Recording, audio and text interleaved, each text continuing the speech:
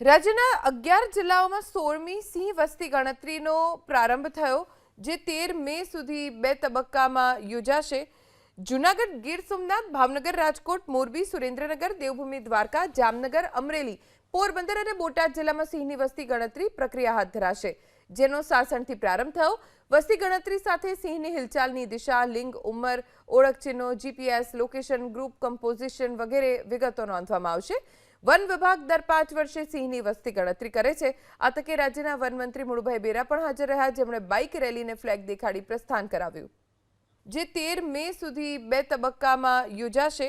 જૂનાગઢ, ગીર સોમનાથ, ભાવનગર, રાજકોટ, મોરબી, સુરેન્દ્રનગર, દેવભૂમિ દ્વારકા, જામનગર, અમરેલી, પોરબંદર અને બોટાદ જિલ્લામાં સિંહની વસ્તી ગણતરી પ્રક્રિયા હાથ ધરાશે, જેનો સાસણથી પ્રારંભ થયો. વસ્તી ગણતરી સાથે સિંહની હિલચાલની દિશા, લિંગ, ઉંમર, ઓળખ ચિહ્નો, જીપીએસ લોકેશન, ગ્રુપ કમ્પોઝિશન વગેરે વિગતો નોંધવામાં આવશે.